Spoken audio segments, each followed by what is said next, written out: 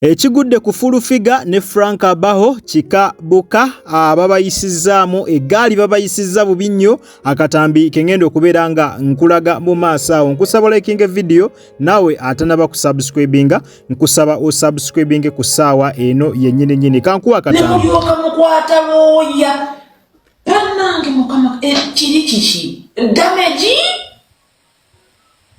mutufu toyinza kubanga oyagala munnaava mukomera noleeta looya nga tamanyira kwogera luzo noleeta looya nga mutufu ali mu lusaako noleeta looya ng'alinga zze okukola obwalejjalejja ayoze engoye bamusasula omutwalo gumwagende naawe n'otugamba nti ddala wabadde oyagala munnaave mukomera ne mukwata omusango gwa munnammwe ne gumungu ne mugufuula olusaako ensi ebeera abantu bakoowu gundi era omuntu bakugamba nti va mu maaso mufiire mwamulabye mwalabanga eyabadde asala yabadde tasala yagasse nako nti naye bw'otavaawo ate bayinza okunzizaayo yinza okubalula ne bakibuye neddamu nennona saba omuntu wakuga nti bw'otanva mu maaso nga yakava mu kkomera nyinza okukusabula ate ne banzizaayo nze ndaba okosi kusaaga kakati bwe yamaze n'alyoka mulangira nze nakutwala simanya bwenaalemu nze nakubwenaalemu wamutwalayo simanya mu beenaalemu abagaba ssente gwe tolina bakutwalayo era olaba fakeness era batandikiddewo mulangira wali tonafuuka popular nga palaso tannakukuba luyi era nze nakutwala mu beenaalemu era n'obuuza ssente z'enaalemu ngenda kuziryako otya era batandise just a fake friend a fake friend ofungiramu fruits kapini katono bwekati n'ajajjata n'ajoboja n'akulukuta n'ayiika kubanga olwedde mu mutima abaakufitina mu mutima abaakuwalana fake friend ye muntu mufunamu mutakkanya bwe buti n'alyoka afulukuka agagambo nga gakutwalira emyaka ebiri nga buli omu abogamba ati yakyo n'alyoka kuteeka ku kibulawundi n'alyoka kuteeka mu kuba nti olina okumwaga mwamuyambye nga musibe kati mwagala abakolere ki mwagala abawase mwagala akole ki bannange ali yeni mwamuyambye kati kiki byawedde kati kiki.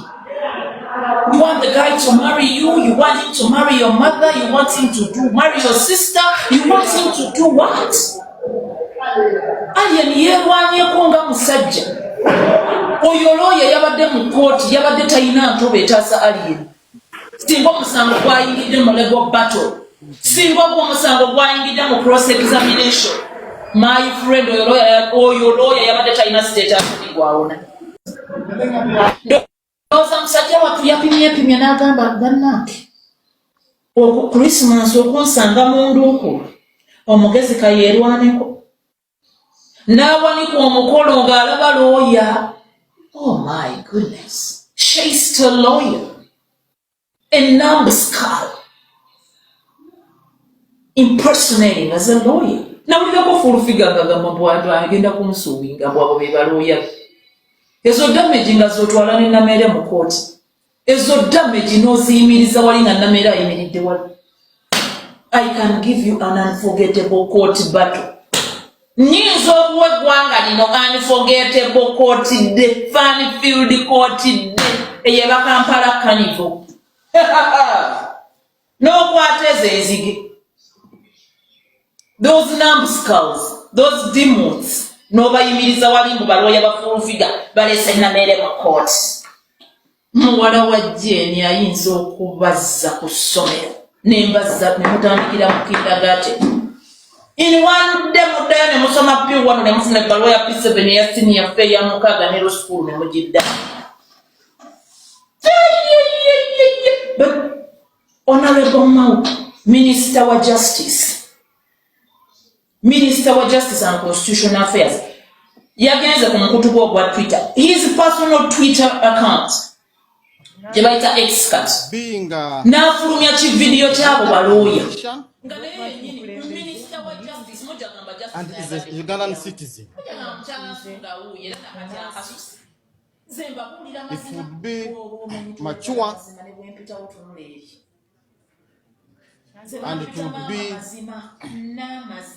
of good justice that he is granted bail. Bino byakubuulira mazima ne Honorable Mau yatuuse okuteeka ku minisita akulira ebyamateeka layini minisita ow'ensonga eyo kuba ensonga y'amateeka yatuuse n'okubuuza nti essomero eryasomesa looyo ono balijjeko layisinsi. Yatuuse n'okugamba nti naye looyo ono ddala omulamuzi yakakasizza nga practicing certificate agiyina. Kubanga yagambye the reason he should be given a bail is because he is a musician, a leader, and nanonye ebigambo. It would be mature. Ku excess kwe kuli balooya abayitirivu n'akajanja kafu. Buli omu yagambye kino kiki. Kino kiki. Ddala nga munno omwagaliza okuva mu kkomera ng'okuŋŋaanyiza ne ssente buli wamu mu linnya lye oyo ye looya gw'omuleetera. Yes, buterevu omulungi andaba ku Jika Media. Nyongera okujjukiza nti omukutu Jika Media kwokyali subscribinga gwe atanaba nawe atanaba kuwa video eno like kwataawo mu kigalo buterevu video ojja kubeera nga bwotyo mwana tu ogimperedde like. Oyo mukyala Justin Nammere era nga naye presidential advisor kansubire ebigambo bye bwe mutyo mu byewuliriddeko. Ebigambo ebyo abiwereza omukyala Furufiga nga kwogase ne Franka Abaho. Jukira bulungi nti omukyala ono Justin Nammere balina okusikangana omuguwa makatige n'omukyala Furufiga era tetumanyi oba luno olutalo lunaggwaawo kubanga ebiseera ebisinga bano babeera mu kusikangana muguwa. Ekyewunyisa nno batukako ne mu ofiisi eya president nga bagezaako okubatabaganya nga bagezaako okuddamu okubagatta era baali bakavaayo bwe bati ne batulaga nti bo omukwano gubasaza mu kabu obusimu buvuga bonna bonna nga balaga nti balina buzibu naye ate ne kizuuka oluvannyuma nti Nammere yali pretendinzi kujja mu Furufiga bibye ekwegamba bagezaako kubeera nga baddamu okubatabaganya naye byagaana. Bano weba olutalo welutaggwe bulungi tujja kukomekereza nga n'ekigo n'ebigo nga babiyeyodde nga n'empi zivuze olw'abano ababiri okulwanagananga olutatadde. Entalo z'abaana ababiri nno zivudde wala nnyo zivudde mabegako eyo nga bayisiŋŋanya ebigambo ku mukutu omugatta bantu. Ono bwa Nammere bw'ata nga ne Furufiga enkya bw'agenda ku Salt TV nga naye ata kwegamba ne babeera awo nga bali mu mbeera ey'okubeera nga bayisiŋŋanya ebigambo olutatadde. Tetumanyi bano olutalo lunaakomawa kubanga n'abanene be twali tumanyi abasobola okubeera nga balusolovinga okubeera nga babatereeza babeere nga tebayisiŋŋanya bigambo yali woofiisi eya pulezidenti naye era olwavaayo nga bamaze okugezaako batabaganya we baakomawo eno wabweru ate we baali bakomye we baatandikira. Kwegamba ne ofiisi ya pulezidenti terina kyamaanyi kye yakola ku bano naye nga dde olutalo lukyagendera ddala maaso nti Furufiga waabaako nekyakoze nga Nammere akiwakanya naye weetegereza nnyo embeera Nammere yasinga okubeera nga awakanya era yasinga okutankuula n'okutandika entalo zino. Furufiga naye kasita eggaali emuyitamu nga naye atabuka nga naye awanda ki nga naye awanda omuliro. Embeera nno bwetyo bweri esayidi zeeyo embeera sinungi wadde yadde n'omulundi n'ogumu eggaali zo ziyitingana ebivumo biyitiŋŋana ne katulinde tulabewa ate gye binaggwera. Kankwongera akatambi n'oluvannyuma tweyongereko katono. Inzali above the industry. Katigoma buli mwimbi commenting acha commenting alakola ki kwambukira kugwe. No muntu ali kusaidia abayamukira kugwe. Lwaki ali kusaidia yange. Akugira because amanye bino ndi collecting a team. Chogamba no yenkola ndi mbikola banejje ko lwachibo banesako. Chogamba oli bavayo nagamba nti bakusibidde bwerere bakute abakwikwata akwesako. Yali yonga mbikola. Akwesonyo. Chogamba mbuno bansira bwerere. Amedda munna. Lwacho bero mpolereza. Obadde ko mpulani zange bankugambye ko bagenda kunsibira bwerere. Gwe bagambye ko badde bansibidde bwerere. No. Kitiza kati na yalimba. Yali akuwolereza mu justice. Kumpolereza nange banganya okwewolereza n'enfuna balooya. Yali akuwolereza mu justice ngagamba omusajja abayimbi temumpolereza.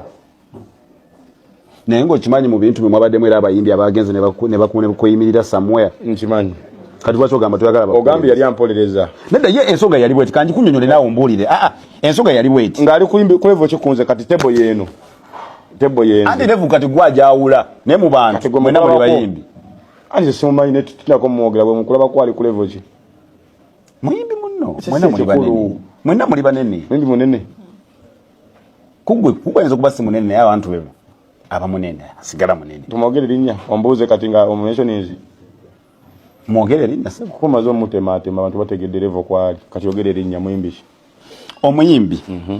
Yagenda n'agamba omusajja gwe musibye ayina abaana bangi bayambye ne bava ku street baana bangi abamufunye bwe musiba ku nsonga bwezityo ensonga bwezityo ezandigunyuddwa nti abayimbi tukula maybe luli byakoze byazaakola bikoze nga kati omuntu akuze bamuleke ajja abeere wabweru abaana kati bano bajja kudda ku street babadde nabo biki gwekyo nga gwe gwoba olaba ayogedde bubi kuba engeri gyuzzeemu nga mbikusinzi amateeka tegakolera ku sympathy nakawere bamusiba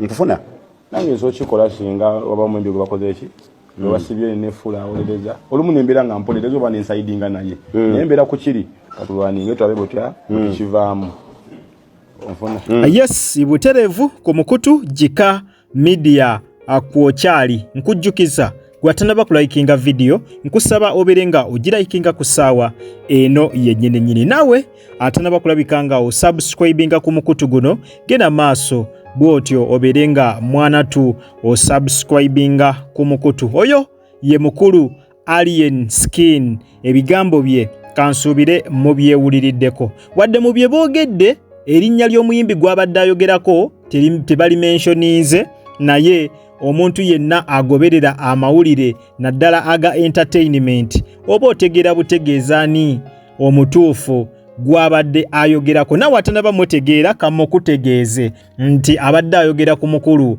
Palaso mwabajjukira obulungi nga Alien Skin yakamala okubeera nga mwana tu asibibwa nga bakamukwata nga bakamusiba nga yakamala ennaku zaalinga 2 Palaso y'omu ku bantu abavaayo ne bavumirira ekyokubeera nga Alien Skin yakwatiddwa era mu bigambo bye yategeeza nti ddala Alien Skin abadde teyeetaaga kukwatibwa wabula balinoonyeza engeri endala gye bakola ki gye basolovingamu ensonga era n'awakanya nti n'ebyogerwako mbu yabba akasimu n'ategeeza nti ddala omusajja oyo tasobola kubba ssimu ya miliyoni 3 kubanga akasente ke alinamu era mbu ebyokugamba mbu yabbye essimu ebyo bamuwaayiriza buwaayiriza bigambo byava mu kamwa ka Palaso era n'ategeeza nti basaanye bamute asaanye okuteebwa ensonga baveeyo babeere nga bazitereereza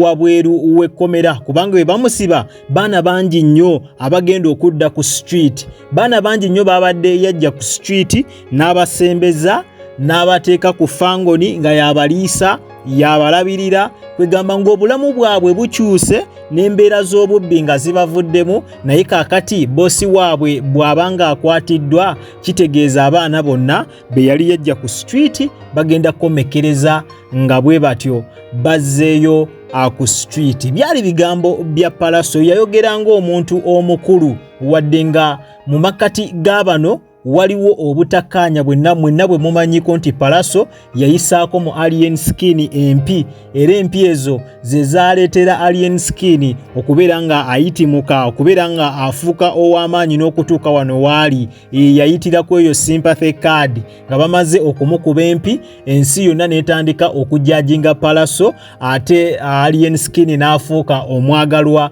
w'abangi kati okuva ku olwo embiranye omukulu Alien Skin abadde tagikomyanga embiranye eyo yagyongeramu bwongezi kwegamba ye akyawalanira ddala wadde Pallaso yavaayo nekko ne yeetonda naye Alien Skin yamugamba sijja kukolaki sijja kukusonyiwa ne mu mbeera eno Pallaso bwe yavaayo n'ayogera ku nsonga zino ng'ategeeza nti ekyatuuse ku Alien Skin ekyokusibibwa ekyamazima si kyekyabadde kyetaagisa kubanga omusajja alabirira abaana bangi alina abavubuka bangi bajje ku street n'abaleeta n'abeera nabo n'abalabirira kati essaawa eno singa ababa musibye ekitegeeza abaana bagenda kudda ku street badde mu kubeera nga batigomya abantu naye ebyo byonna omukulu nga bw'omuwulidde eyo yebadde response ye eri Alien Skin response eyo emalamu amaanyi era nkiwa abasinga ku mmwe mubadde temusuubira Alien Skin kuddamu Pallaso mu mbeera efaanaganako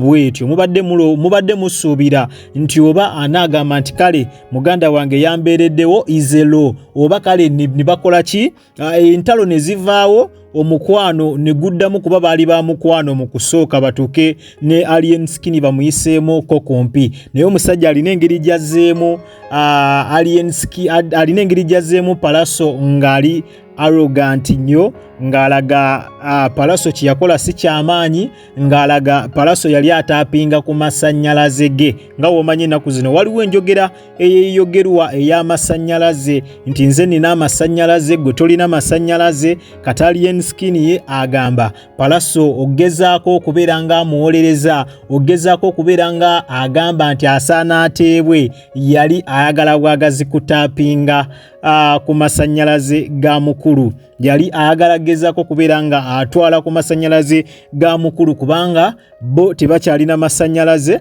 Alien Skin bw'atyo byalina amasannyalaze embeera bw'etyo nno bweri era nkiwa abasinga ku mmwe response efaanaganako bw'etyo mwabadde temugisuubira mu mukulu ono Alien Skin mubadde musuubira response eri macuwa oba kale n'abyesonyiwa n'atabyogerako naye ate okuddamu mu mbeera efaanaganako bw'etyo ng'erimu n'okuvulugavuluga Pallaso bw'abadde anoonya amasannyalaze olabira ddala nga mu butuufu bantu bangi nnyo bali disappointed ne response omukulu oyo gy'akoze nga mulimu arrogance eyitiridde ennyo okuzaama naye ng'embeera yo bwetyo bweri ku sayidi zeeyo amawulire go tukyakomawo namangi nnyo naye nga sofa ntalo ze ziriwo fulufiga ne nammere naye mubalaze olwo nalwo olutalo lugenda kuddamu ate lubinde buto kubanga nammere kati yandibanga aluzuukusiza buzuukusa kati bwe twogerera ne Alien Skin wuuyo kuva lwe yazze asabula omu ku omu kati Pallaso amumaze